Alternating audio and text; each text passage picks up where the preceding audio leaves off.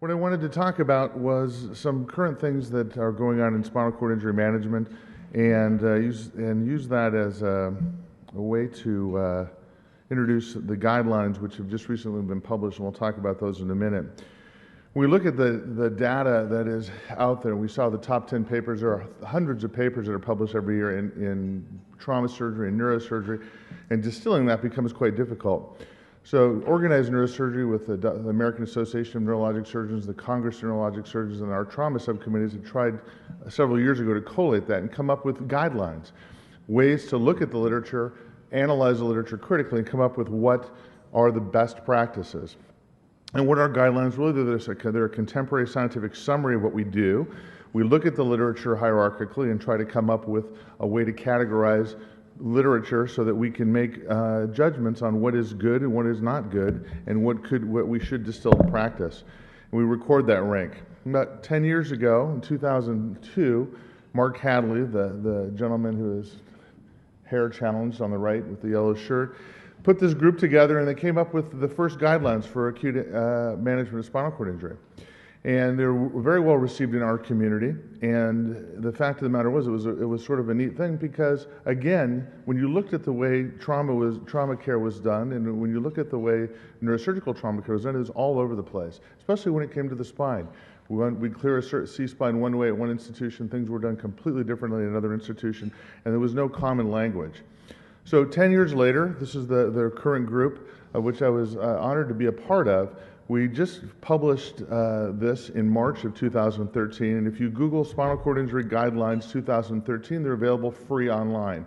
So I urge you to do that because you don't need to read everything. You certainly can skim through and just see what we looked at and what the conclusions were. There was a lot of hype when it comes to guidelines because lawyers especially, have been using these as what is standard of care. And understand that these are not meant to be standard of care. These are really, and they're not meant to restrict or limit a clinician's practice. They're merely guidelines.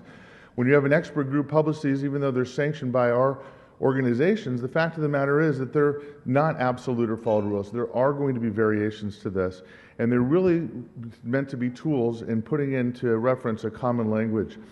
Basically, they're not medical legally meant to be that way, and we're not trying to say this is the way things are going to be done or should be done. What we're trying to say is this is what the literature has to say. How do we best take care of these patients? And we understand completely that there are going to be variations of this.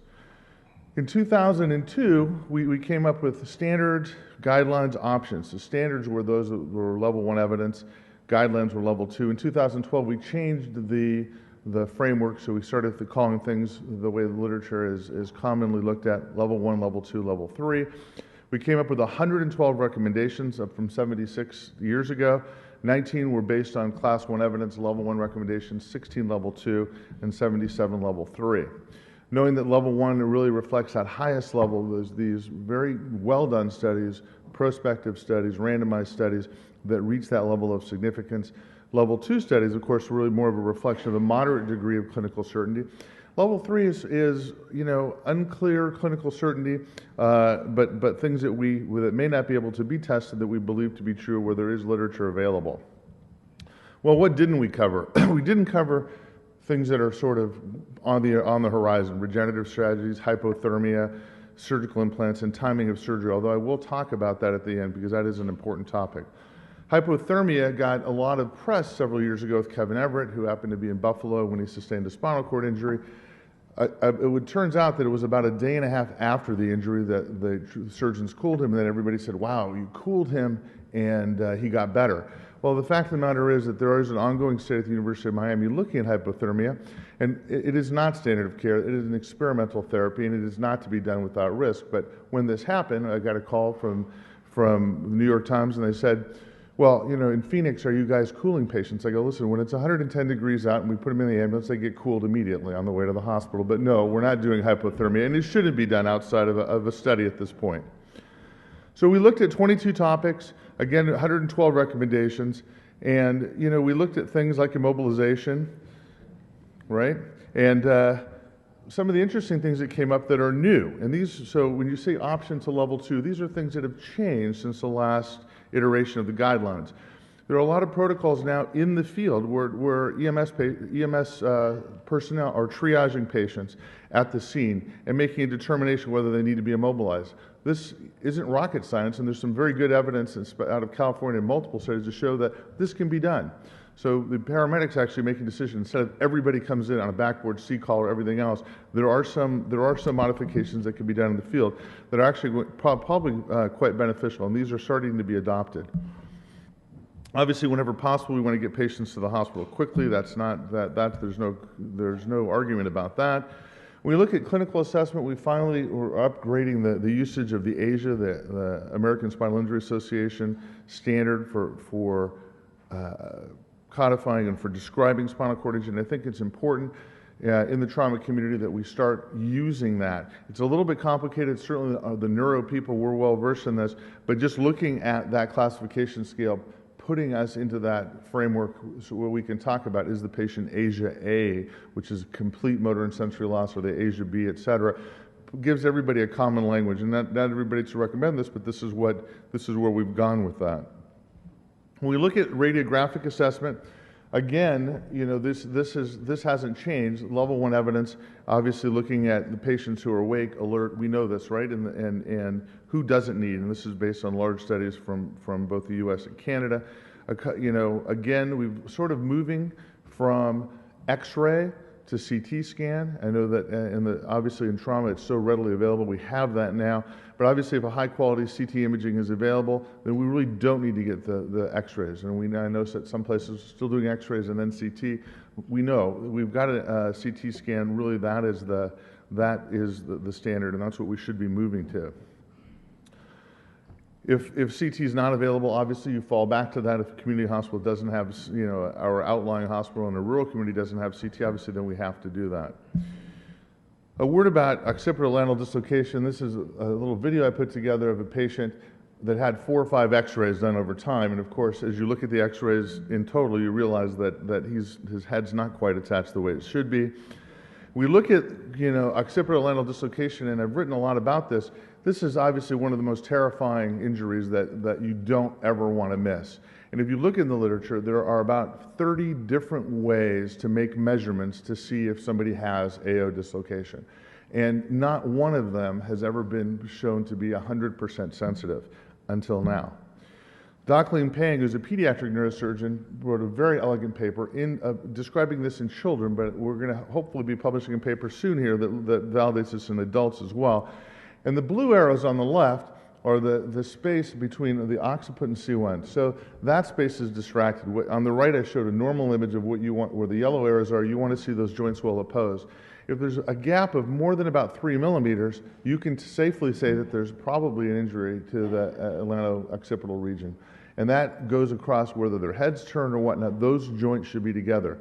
So forget those of you who remember Wackenheim's line and all the rest of these things that we used to measure, these measurements that we used to make. Looking at a high resolution 3D scan, reformatted, gives us that answer immediately. And you can tell in this patient on the left with the blue arrows, that person has an AO dislocation. There's no dispute. That gap shouldn't be there. And that's something that's new, so we've got that as a level 1 recommendation. Following that, of course, is that when you find that, hey, guess what? Don't put them in traction, right? Something that seems obvious, but we're now able to say with reasonable certainty, patients who have that type of injury, we use traction quite frequently to restore alignment in the spine, but obviously this is a patient that you don't want to do that in. Then we've got a bunch of level 3 recommendations. We look at, fractures of the odontoid. We still don't know to this day, is it better to go from the front and do an odontoid screw? Is it better to go from the back? We give latitude there because we don't have the answer. Interestingly enough, after all these years and having done hundreds of them, both anteriorly and posteriorly, we don't have an answer of which is the right thing to do.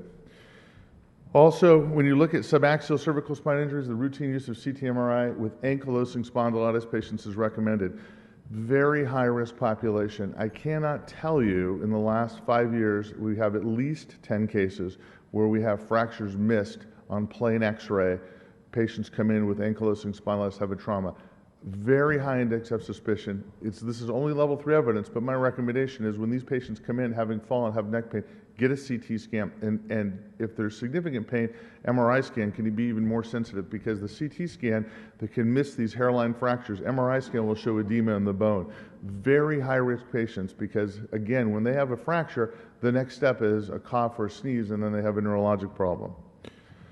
Pediatric injuries, obviously, I just talked about this, that it's now level 2, the CT imaging to look for lateral occipital dislocation. The same guidelines apply about when to get imaging in these patients. SIWORA, or spinal cord injury without radiographic abnormality. MRI is the imaging study of choice. Of course, when SIWORA, the term came out that was originally coined, it was spinal cord injury without radiographic abnormality. It was done in the pre-MRI era. The term we can't get rid of, unfortunately, but the fact of the matter is that when you have a child with a neurologic injury, a normal X-ray or CT, they need to have an MRI scan. And they probably need to, they do need to be immobilized once you found that injury for a period of time to allow the spinal cord to be protected.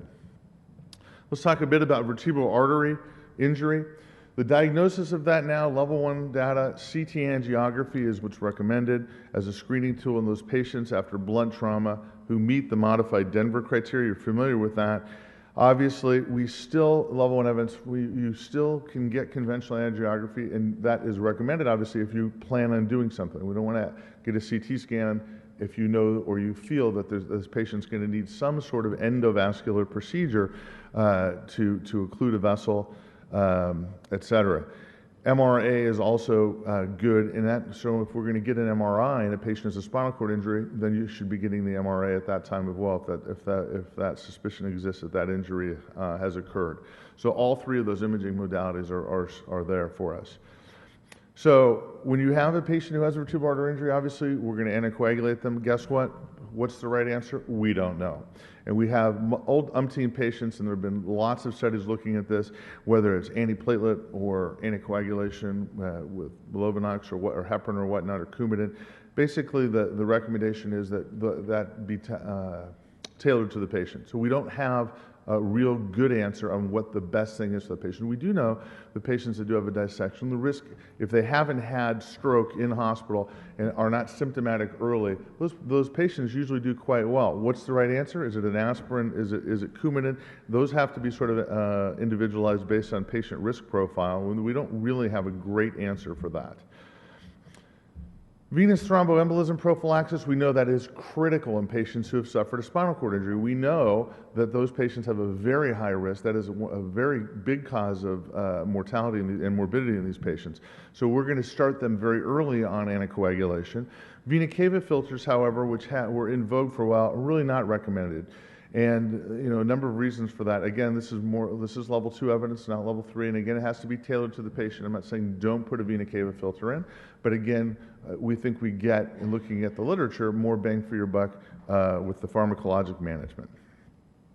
So this is where we get a little controversial now. So at the end of the day, we made a little change between 2002 and 2013, and that change is regarding the usage of steroids in the treatment of spinal cord injury patients. So my question to you all is there a role for methylprednisolone in acute spinal cord injury? These lights are blinding me right now, but I'm going to try to figure out if I have any range. Who is going to use steroids in the treatment of acute spinal cord injury? Wow, good. All right, we can move on. So this is controversial, maybe not for you all now who have adopted this, but I mean, in our own field, I cannot tell you still to this day how much the blood pressure raises in the room when this topic comes up. People who practice neurosurgery. Neurosurgeons, obviously, you have somebody with a spinal cord injury, we all want to do something, right? And for the longest time, we did use steroids. When we went back now, 10 years later, and looked at everything again, we looked at the NASCAS 2 summary, and I'm going to just walk you through the rationale, because in 2002, we said steroids were an option. Today, we say steroids are not recommended. So we've gone a little bit more extreme in saying that they are absolutely not, it's level 1 evidence, not recommended. So in our own thing, thankfully you're a more friendly audience, because when we talked about this at the neurosurgery meeting a couple of weeks ago, I mean, literally I had to dodge some darts from the audience. But when you look, and that was from some of the authors of some of these studies, but we went back and looked at these studies, and we looked at the Stasca studies, there were significant problems. About 75% of the data was discarded.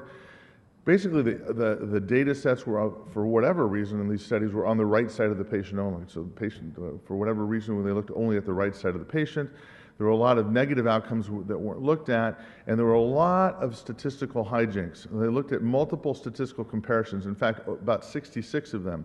And if you do that, you're going to have at least 3 which reach statistical significance, even if they're not true, when you start, massaging the data enough.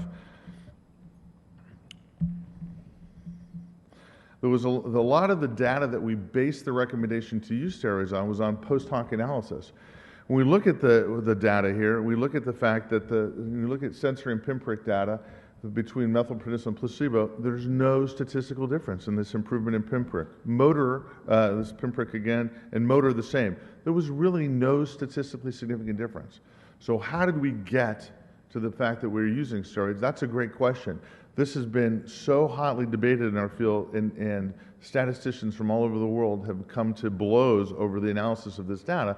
But as we sat down and looked at everything again and brought everything out, we realized that we knew there wasn't, but when you look at how the post-processing of the data occurred, you realize that where somebody could move into that realm.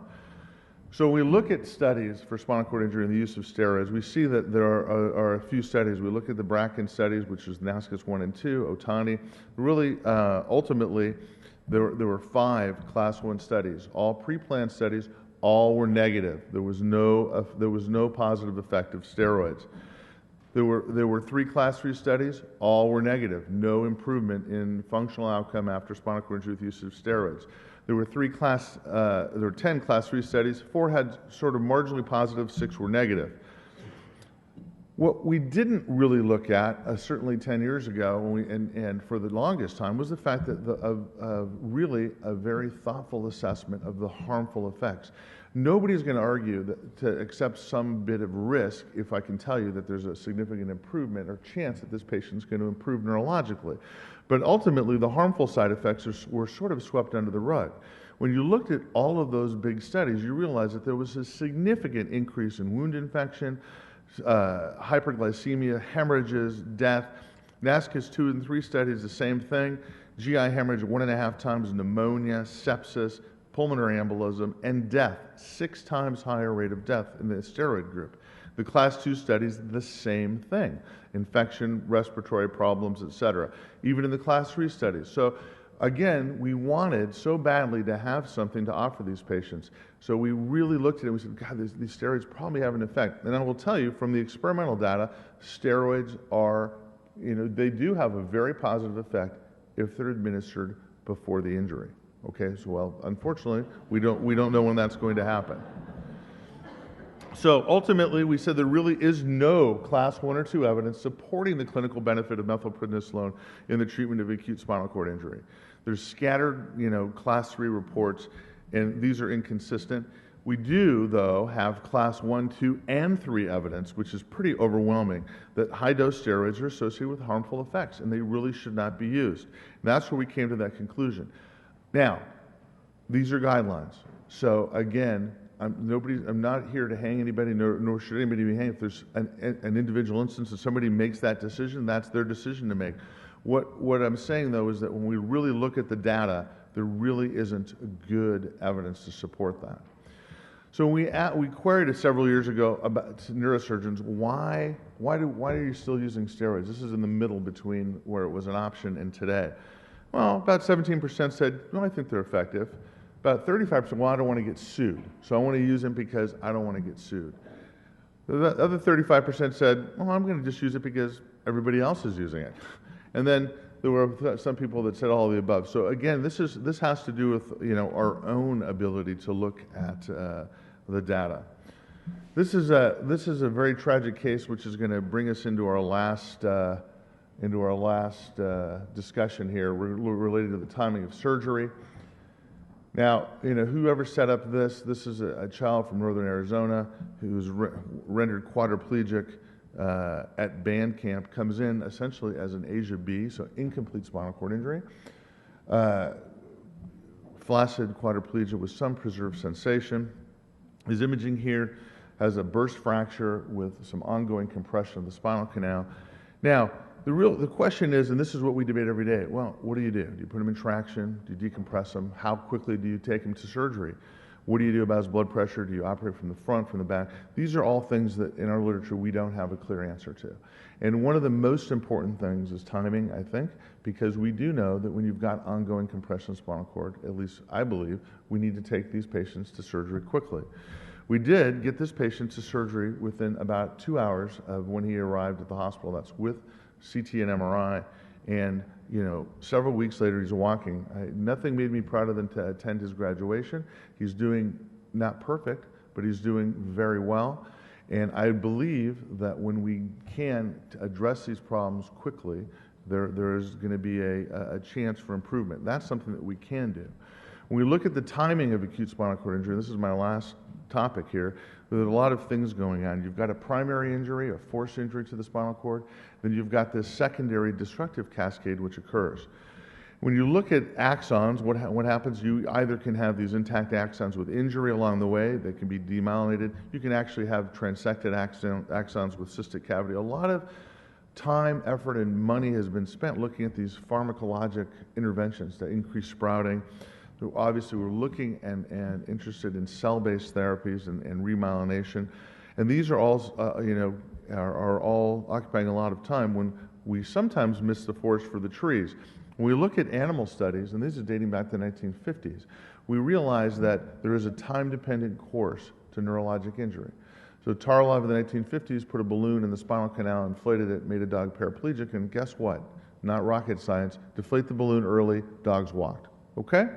And the fact is that if you look in the literature, there's multiple studies on animals, all of which say the same thing. If there's ongoing compression of the spinal cord, the chance to improve outcome in those patients, whether they're dogs or humans, in this case I should say I'll stick to animals, that has to do with how quickly we can decompress the spinal cord. Obviously the limitations apply because they're not human models, they're contrived models, but it got everybody thinking, and obviously the thought needs to be there. The problem is, in the human literature, it's a little bit difficult to prove that. Nobody's going to argue if I'm sticking my thumb in your eye and pushing hard enough to make you blind, that if I take that thumb away, we're going to prevent that from happening. Marshaling the resources to get these patients to surgery quickly, though, sometimes is difficult. 1987, Larry Marshall published a paper essentially saying that early surgery on the cervical spinal cord when injury is present is hazardous, since each of the patients that had this problem got worse. We really got stuck in that in the 1980s because there was the movement afoot that said, hey, we shouldn't operate on these patients early because we're going to make them worse. Was it because we didn't want to get up in the middle of the night, or was it because we actually thought we were going to make them worse? I'll leave that to you. The question is, are there benefits to early surgery? And as we reconstruct the data, we realize that there are benefits. We decrease the rate of pulmonary problems, pressure sores, urinary tract infections by taking the patients early surgery. If you have a patient that has a spinal cord injury and they're going to need to be stabilized, if they're in the hospital ICU for a prolonged period of time, and we know that those problems can increase. So we looked at for the real question post Larry Marshall was, is it safe to operate on these patients? So there were a number of papers reviewed, and ultimately the conclusion is yes, it is safe.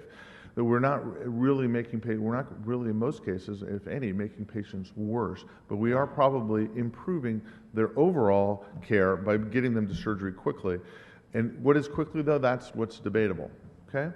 When we look at the literature on the timing of surgery about whether it's effective or not, that's where things get a little crazy, because there really has only been one attempt at a randomized study, early versus late surgery. And that was, early was within 24 hours, and late was after 72 hours. That was Alex Vaccaro. They lost about half of the patients to follow-up and really couldn't make any conclusions. When you look at the literature, there hasn't been a lot of difference early versus late that we can say, hey, listen, it works better in humans.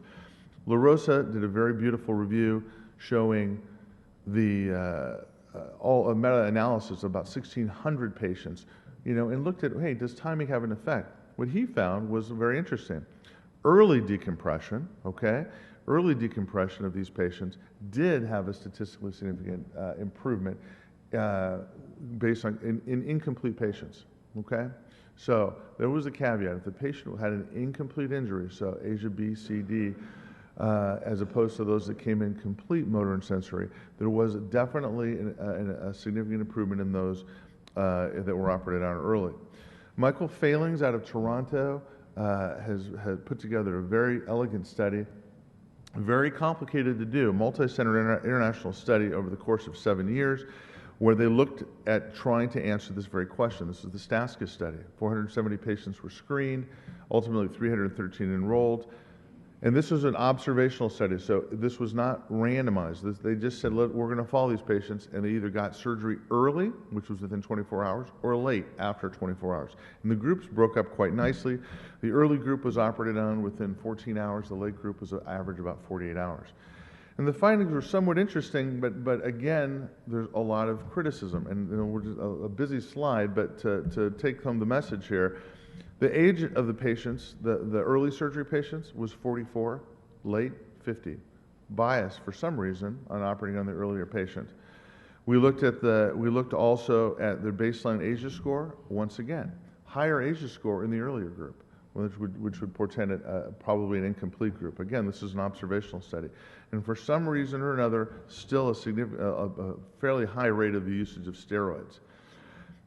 So once again, we get into this very complicated data. So what this slide shows essentially is who improves after surgery, 0, 1, 2, or 3 grades. Obviously, if you improve 3 grades, that's you're doing pretty good on the ASIA outcome score. You know, who improves 2 grades? So look at the 2 and 3. You know, there's a trend again towards the early surgery, the red, doing better. So more patients doing better in that group. And you know, the data though is still very complicated to look at. And ultimately, you know, I don't know that we're ever going to have an answer. I think we're going to have to sort of put everything together in the fact that we know that in basic science world that there's something to be said for early surgery. We have this robust animal data. The human clinical data, I will say, demonstrates that it's safe to do the surgery earlier, and I think in incomplete patients, I think the earlier you take them to surgery, the better the outcome is going to be. But again, I don't know that that's ever going to rise to level 1. So in my own personal mind, in doing this every day, obviously my bent is to get these patients to surgery as quickly as possible. And finally, and in conclusion, obviously, prevention, still critically important. If we can prevent one spinal cord injury, obviously we've done enormous favor to everybody. So with that, I'd like to thank everybody for their time and attention.